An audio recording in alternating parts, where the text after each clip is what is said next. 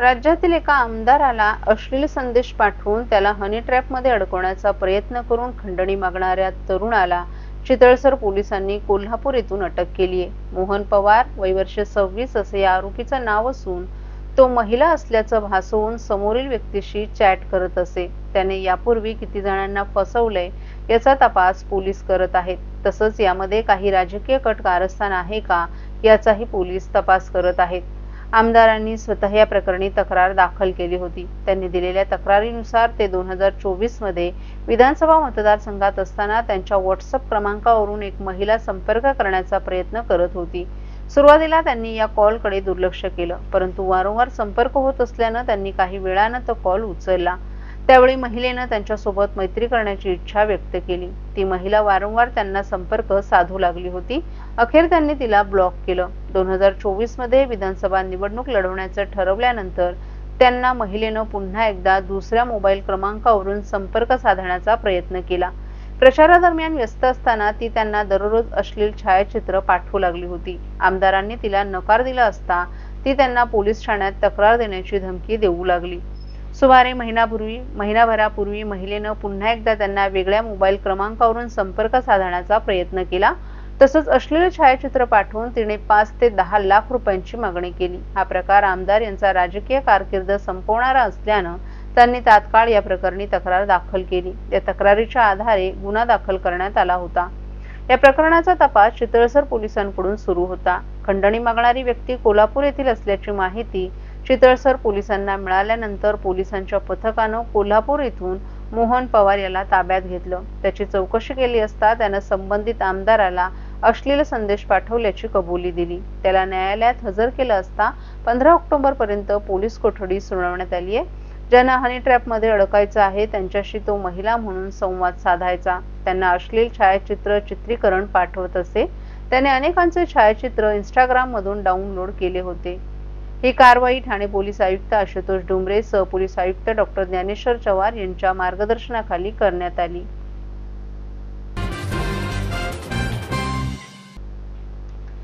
ठाण्यातील वाढत्या भ्रष्टाचाराविरुद्ध शिवसेना उद्धव बाळासाहेब ठाकरे पक्ष, मनसे आणि राष्ट्रवादी काँग्रेस शरद पवार पक्षाच्या वतीनं मोर्चा काढण्यात येणार आहे। त्यावर शिवसेना शिंदे गट खासदार नरेश म्हस्के यांनी प्रतिक्रिया व्यक्त करत माजी खासदार राजन विचार यांवर टीका केली। या निमित्तानं शिवसेनेचे दिवंगत ठाणे जिल्हा प्रमुख आनंद दिघे यांनी उघड केलेला नंदलाल समिती अहवाल पुन्हा एकदा चर्चेच्या केंद्रस्थानी आलाय।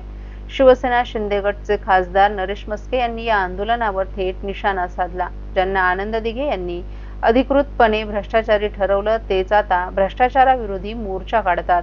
हे जगातील 8वं आश्चर्य आहे। दिघे यांनी जेव्हा नगरसेवक आणि अधिकाऱ्यांच्या भ्रष्टाचारावर बोट ठेवलं तेव्हा त्यांच्या शिष्य म्हणवणारे लोक आज उलट नाट्य करतात असं म्हस्के यांनी सांगितलं। दिघे साहेबांची आठवण आणि आरोपांचा इतिहास धर्मवीर आनंद दिघे यांनी आपल्या काळात ठाणे महापालिकेतील भ्रष्टाचार उघड करत 41% कमिशन घेतलं जात असल्याचा आरोप केला होता। त्याच पार्श्वभूमीवर तत्कालीन मुख्यमंत्री मनोहर जोशी यांनी नंदलाल समिती नेमली होती। समितीच्या अहवालात काही नगरसेवक आणि अधिकाऱ्यांवर गंभीर आर्थिक अनियमिततेचे उल्लेख होते। त्यात राजन विचार यांचंही नाव होतं। त्यानेच 2017 साली ठाणे महापालिकेत या अहवालावर दप्तरी दाखल केलाय असा आरोपही म्हस्के यांनी केलाय। दिघे यांनी ज्यांच्यावर भ्रष्टाचाराचे ठोस आरोप केले तेच आज भ्रष्टाचार विरोधी मोर्चे नेते बनले असल्याचंही त्यांनी सांगितलं। जर आनंद दिघे यांनी केलेले आरोप खोटे असतील तर विचारे यांच्या सोबत असलेल्या केदार दिघे यांनी याचं उत्तर द्यावं। आनंद दिघे हे खोटे होते का हे त्यांनीच स्पष्ट करावं। ज्यांच्यावर नंदलाल समितीने आरोप केले तेच आज सत्ताधाऱ्यांवर बोट ठेवतात हे चुकीचं आहे। भ्रष्टाचार विरोधात मोर्चा काढण्याआधी त्यांनी आत्मपरीक्षण करणं गरजेचं असल्याचंही म्हस्के यांनी सांगितलं। सर्व नागरिकांना आवाहन करण्यात येत आहे की सध्या डासांमार्फत पसरणाऱ्या डेंग्यू या आजाराचा प्रसार रोखण्यासाठी प्रत्येकाने पुढील प्रमाणे कार्यवाही करावी। डेंग्यू आजार एडिस इजिप्ती हा डास चावल्याने होतो। या डासांची पैदास साचलेल्या किंवा साचवलेल्या स्वच्छ पाण्यामध्ये होते। 8 दिवसांपेक्षा जास्त दिवस पाणी उघडे व साचून राहिल्यास त्यात डास अंडी घालतात। अंड्यांच्या अळ्या तयार होऊन पुढे डास तयार होतात। यासाठी आपल्या घरातील पाणी साठे उदाहरणार्थ बॅरल्स, पिंपे, टाक्या, हौद, रांजणे इत्यादी दर आठवड्याला रिकामे करून घासून पुसून कोरडे करून पुन्हा भरावे. 1 दिवस कोरडा दिवस म्हणून पाळावा. पाणी साठ्यांना घट्ट झाकणे बसवावीत किंवा जुनी साडी, चादर, धोतर यांनी बांधून झाकून ठेवावीत, म्हणजे डास त्यात जाऊन अंडी घालणार नाहीत. घराच्या गच्चीवर, आजूबाजूला, अंगणात कोठेही पाणी साचू देऊ नये. भंगार सामान उघड्यावर टाकू नये.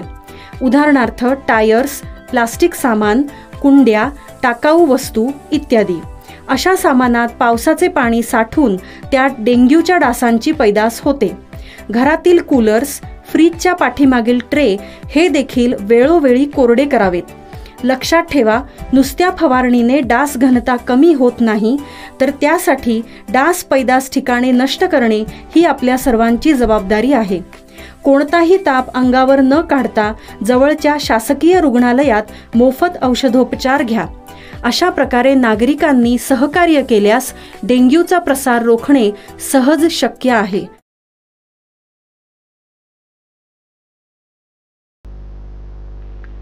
राष्ट्रीय शहरी आरोग्य अभियानांतर्गत काम करणाऱ्या कर्मचाऱ्यांना सरळ सेवा भरतीनं सामावून घेणं, डाटा एंट्री कामगारांचं मानधन वाढवणं, सफाई कर्मचाऱ्यांना किमान वेतन, पालिकेच्या निवृत्त कर्मचाऱ्यांची देणी त्वरित देणं, हिरानंदानी इस्टेट येथील रहिवाशांना नागरी सुविधा उपलब्ध करून देणं, माजिवडा येथे लोढा गृहसंकुलात पावसात शिरणाऱ्या पाण्यापासून मार्ग काढणं आदी विविध प्रश्नांवर खासदार नरेश मस्के यांनी ठाणे महापालिका आयुक्त सौरभ राव यांच्याशी चर्चा केली. आयुक्तांनी सर्व मागण्यांवर सकारात्मकता दाखवून मागण्या मार्गी लावण्याचं आश्वासन दिले. ठाणे महापालिका आयुक्त सौरभ राव यांच्या दालनात खासदार नरेश मस्के यांनी भेट घेऊन विविध विषयांवर चर्चा केली. यावेळी हिरानंदानी इस्टेट फेडरेशन, लोढा गृहसंकुलातील सोसायटीचे पदाधिकारी आणि पालिकेचे अधिकारीही उपस्थित होते. राष्ट्रीय शहरी आरोग्य अभियानांतर्गत ठाणे महापालिकेच्या माध्यमातून गेली अनेक वर्ष कामगार ठाणेकरांना आपली सेवा देत आहेत. शासन अध्यादेशाप्रमाणे सरळ सेवेतून त्यांना पालिकेत सामावून घेणं अपेक्षित आहे. याबाबत आयुक्तांकडे हा विषय प्रलंबित आहे. 10 वर्षांपेक्षा अधिक काळ सेवा देणाऱ्या 70% कामगारांना पालिकेत सामावून घेण्याची मागणी खासदार नरेश मस्के यांनी केली. आयुक्त सौरभ राव यांनी या मागणीला सकारात्मकता दाखवत पालिकेत सामावून घेण्याची प्रक्रिया लवकरात लवकर मार्गी लावण्याचं आश्वासन दिल्याचं मस्के यांनी सांगितलं. ठाणे महानगरपालिकेच्या स्वतःच्या पाणीपुरवठा योजनेतील पीसी आणि टेमघर जलशुद्धीकरण केंद्रातील उच्चदाब सबस्टेशनमधील आवश्यक कामं करणं, कंट्रोल पॅनलची दुरुस्ती, ट्रान्सफॉर्मर ऑइल फिल्टरेशन करणं आणि इतर आवश्यक कामं बुधवारी 15 ऑक्टोबर रोजी करण्याचं नियोजन करण्यात आले. त्या अनुषंगानं बुधवारी 15 ऑक्टोबर रोजी सकाळी 9 ते रात्री 9 वाजेपर्यंत 12 तासांचा स्वतःच्या पाणीपुरवठा योजनेचा शटडाऊन घेणं आवश्यक आहे. या दिवशी मेसर्स टेम प्राधिकरणाचा पाणी पुरवठा झोनिंग पद्धतीनं सुरू ठेवण्यात येणार आहे. या अनुषंगानं 15 ऑक्टोबर रोजी सकाळी 9 ते रात्री 9 वाजेपर्यंत Ghodbunder road, Vartaknagar, Ritu park, jail, Gandhinagar, Rustomjee, Siddhachal, Samtanagar, Siddheshwar, eternity, Johnson आणि कळव्याच्या काही भागात 12 तासांसाठी पाणी पुरवठा पूर्णपणे बंद राहील. या शटडाऊनमुळे पाणी पुरवठा पूर्वपदावर येईपर्यंत पुढील 1 ते 2 दिवस कमी दाबाने पाणी पुरवठा होण्याची शक्यता आहे. तरी नागरिकांनी पाण्याचा योग्य तो साठा करून ठेवावा आणि ठाणे महानगरपालिकेस सहकार्य करावे असं आवाहन पाणी पुरवठा विभागाच्या वतीनं करण्यात आलंय.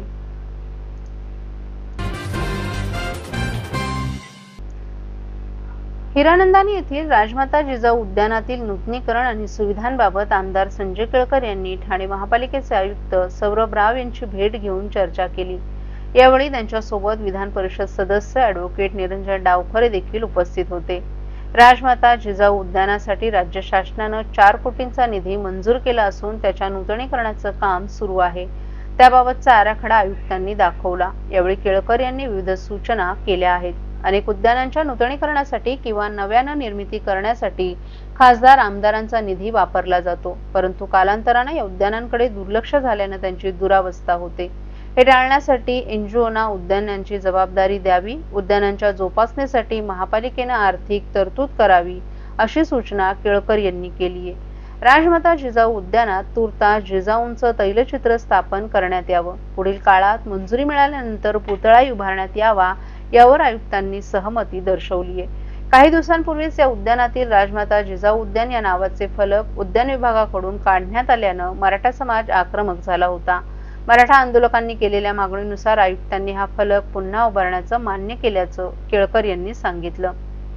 आमदार संजय केळकर यांनी अधिकाऱ्यांच्या भ्रष्ट कारभारावर यावेळी टीका केली. अनधिकृत बांधकामं तोडण्यासाठी जागरूक नागरिकांना दरवेळी न्यायालयात जावं लागतं. कोर्टाच्या आदेशानंतरच कारवाई केली जाते. ही बाब संतापजनक आहे. प्रशासनानं वेळीच कारवाई करावी. केवळ निवडणूक आली म्हणून आंदोलन न करता भाजप वर्षभर नागरिकांच्या सोयीसुविधांसाठी सक्रिय असतो, भ्रष्टाचारावर आसूड ओढत असतो, असंही केळकर यांनी स्पष्ट केलंय.